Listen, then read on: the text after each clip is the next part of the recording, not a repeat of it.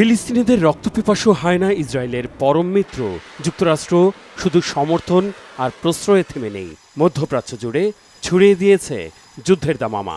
2024 সালের 12 জানুয়ারি তৎকালীন মার্কিন প্রেসিডেন্ট জো বাইডেনের নির্দেশে ইয়েমেনে হামলা শুরু হলেও নিয়মিত বিরতিতে যা জারি রেখেছেন নতুন প্রেসিডেন্ট ডোনাল্ড ট্রাম্প। যদিও মূল লক্ষ্য মধ্যপ্রাচ্যে স্বাধীনতাকামী আর প্রতিরোধ যোদ্ধাদের প্রকাশ্য মদতদাতা ইরান। হুমকি ধমকি আর কূটনৈতিক কৌশলে ইরানকে কোণঠাসা করতে প্রায় ব্যর্থ হয়ে শেষমেশ মধ্যস্থতার রাস্তায় উঠেছে যুক্তরাষ্ট্র। যদিও 12 এপ্রিলের বৈঠকের আগে হুট করে হামলার হুমকি দিয়ে বসেছেন মার্কিন প্রেসিডেন্ট। তাহলে কি কূটনৈতিক সমাধানের সম্মতি শুধুই লোক দেখানো, নাকি ওমানে আলোচনা শুরুর আগে ইরানকে চাপে রাখার কৌশল?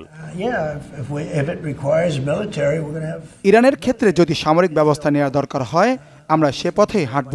অবশ্যই এক্ষেত্রে ইসরায়েল এই পদক্ষেপের সাথে খুব ঘনিষ্ঠভাবে যুক্ত থাকবে, তার এই নেতৃত্বে থাকবে, কিন্তু আমাদেরকে কেউ নেতৃত্ব দেবে না। যা মনে হয় তাই করব আমরা। নিজ কার্যালয় ওয়াশিংটনের ওভাল অফিস থেকে এমন সময় হুমকি দিলেন ট্রাম্প, যখন এ ধরনের হুমকি ধমকিতে আপত্তির কথা আগের দিনই স্পষ্ট করেছেন ইরানের পররাষ্ট্রমন্ত্রী আব্বাস আরাকচি। এখানেই শেষ নয়, ট্রাম্পের হুমকির দিন একই সুরে কথা বলেছেন মার্কিন প্রতিরক্ষামন্ত্রী পিট হেগসেথ। ইরানের কাছাকাছি B-2 বোম্বার মোতায়েনের ইঙ্গিত দিয়ে বলেছেন, ইরান কোন পথে হাঁটবে সিদ্ধান্ত তেহরানকেই নিতে হবে। প্রেসিডেন্ট ট্রাম্প আগেই স্পষ্ট করেছেন, ইরানকে পারমাণবিক বোমা বা অস্ত্রের মালিক হতে দেওয়া উচিত হবে না। এটি প্রেসিডেন্ট শান্তিপূর্ণভাবে সমাধান করবেন বলে আমরা আশাবাদী। অবশ্য যে কোনো অনাকাঙ্ক্ষিত পরিস্থিতির মোকাবেলায় প্রতিরক্ষা বিভাগের প্রস্তুতি আছে। ইরানের সম্ভাব্য হামলার প্রস্তুতি নিতে গত সপ্তাহে ভারত মহাসাগরের ব্রিটিশ দ্বীপ দিয়াগো গার্সিয়ায় মার্কিন ঘাঁটিতে 6টি স্টিলথ B-2 বোম্বার পাঠিয়ে শক্তি বাড়িয়েছে যুক্তরাষ্ট্র। আগে থেকে সেখানে এই মডেলের একাধিক যুদ্ধবিমানের পাশাপাশি প্রস্তুত আছে B-52 স্ট্রেটোফোর্ট্রেস বোমারু বিমানের বহর। রাডার ফাঁকি দিয়ে যা পারমাণবিক হামলার পাশাপাশি ভূগর্ভস্থ স্থাপনা ধ্বংসের উপযোগী বোমা ফেলতে সক্ষম।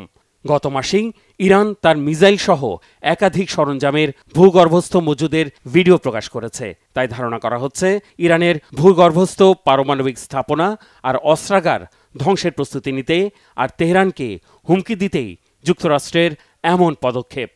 গাজা, লেবানন, ইয়েমেনে পাল্টাপাল্টি হামলায় যুদ্ধের ডামাডোলের সুযোগে ইসরায়েল আর যুক্তরাষ্ট্রের পরম শত্রু ইরানে আঘাত হানার আশঙ্কা ক্রমেই তীব্র থেকে তীব্রতর হচ্ছে। যুক্তরাষ্ট্রের এই ষড়যন্ত্র ঠেকাতে ঘোষণা দিয়ে পাশে দাঁড়িয়েছে রাশিয়া। ইরানে বোমা ফেলে শান্তি প্রতিষ্ঠা করা যাবে না বলে সতর্ক করেছে রাশিয়ার পররাষ্ট্র দপ্তর। ইরানে হামলার জন্য নিজেদের আকাশসীমা ব্যবহার করতে দেয়া হবে না বলে স্পষ্ট জানিয়ে দিয়েছে সৌদি আরব, কাতার, আমিরাত ও কুয়েত। এমন পরিস্থিতিতে কূটনৈতিক চালে মাত করতে বুধবার সৌদি আরব সফরে গেছেন মার্কিন পররাষ্ট্রমন্ত্রী মার্কো রুবিও। বৈঠক করেছেন সৌদির পররাষ্ট্রমন্ত্রী ফয়সাল বিন ফারহান আল সৌদের সাথে। উত্তেজনাকর এই পরিস্থিতিতে হাত গুটিয়ে বসে নেই ইরান।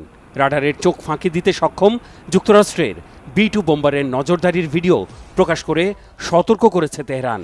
প্রস্তুত ড্রোনবাহী ইরানের রণতরী শহীদ বাহমান বাকেরি। যুক্তরাষ্ট্র আর ইসরায়েলের সামরিক অবস্থানে হামলার জন্য তাক করা হয়েছে বিভিন্ন পাল্লার ক্ষেপণাস্ত্র।